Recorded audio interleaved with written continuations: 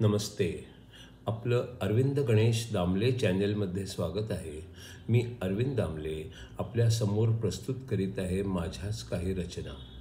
हा आहे ह्या रचनांच्या सत्राचा 598वा भाग. आपल्याला या पसंत पडल्या तर माझ्या अरविंद गणेश दामले चॅनेलला सबस्क्राईब करा, लाईक करा, शेअर करा आणि बेल आयकॉन दाबायला विसरू नका. तर माझी पहिली रचना आहे.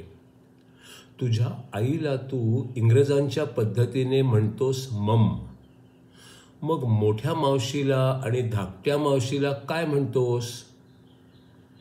मी मोठ्या मावशीला म्हणतो मॅक्सिमम आणि छोट्या मावशीला म्हणतो मिनिमम. तुझ्या आईला तू इंग्रजांच्या पद्धतीने म्हणतोस मम, आणि मग मोठ्या मावशीला आणि धाकट्या मावशीला काय म्हणतोस? मी मोठीला म्हणतो मॅक्सिमम आणि छोटीला म्हणतो मिनिमम. आता दुसरी रचना आहे. सगळे लोक माझ्याकडे कुतूहलाने बघतात आणि म्हणतात की मी वेडा आहे, पण मला त्याचा काहीच त्रास होत नाही. मी सगळ्यांच्या चेहऱ्यांकडे बघतो. कोणाला हसत असलेला, कोणाला कीव करणारा, कोणी रागवलेला, कोणाला आश्चर्य वाटलेला, कोणी दुर्लक्ष करणारा, अशाच असंख्य चेहऱ्यांकडे बघतो आणि माझा वेळ मजेत घालवतो. सगळे लोक माझ्याकडे कुतूहलाने बघतात, म्हणतात की मी वेडा आहे, पण मला त्याचा काहीच त्रास होत नाही. मी सगळ्यांच्या चेहऱ्यांकडे बघतो.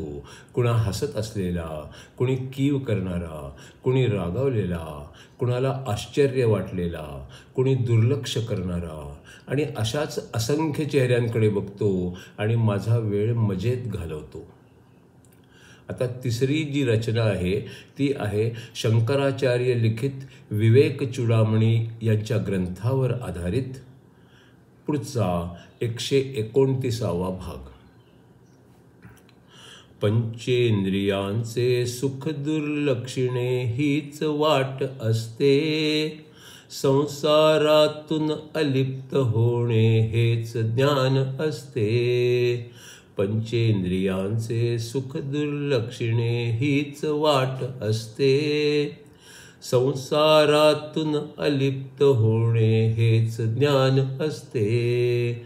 या मार्गाने आत्म्याचा अनुभव येऊ शकतो, परमशांती अन परमसुख दोन्ही घेऊ शकतो. या मार्गाने आत्म्याचा अनुभव येऊ शकतो, परमशांती अन परमसुख दोन्ही घेऊ शकतो. कुठल्याही मार्गाने जा, पुढे पुढे जावे, जर कुठे अडकून बसले तर मार्ग बदलावे. कुठल्याही मार्गाने जा, पुढे पुढे जावे, जर कुठेही अडकून बसले मार्ग बदलावे. शेवटी कळते दिसते ते महत्वाचे नसते, आणि नंतर आणि काही मिळवायचे असते. शेवटी कळते दिसते ते महत्वाचे नसते, आणि नंतर आणि काही मिळवायाचे असते. परमानंद अन समाधान मग आपोआप येते, त्यासाठी वेगळे काही करायचे नसते.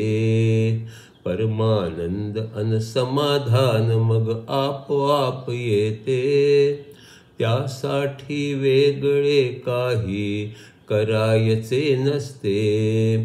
पृथ्वीवरती काही होवो त्रास होत नाही, कारण त्याचा आपल्याशी संबंधच नाही.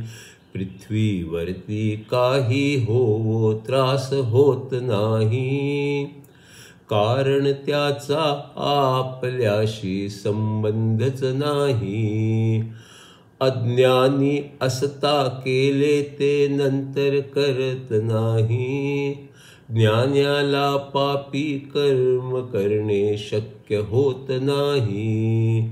अज्ञानी असता जे केले ते नंतर करत नाही. ज्ञान्याला पापी कर्म करणे शक्य होत नाही. भूत वर्तमान अन भविष्याचे कर्म फल सोडतो. विवेक म्हणतो तो सारा तर एक भास असतो. भूत वर्तमान अन भविष्याचे कर्म फल सोडतो. विवेक म्हणतो तो सारा तर एक भास असतो.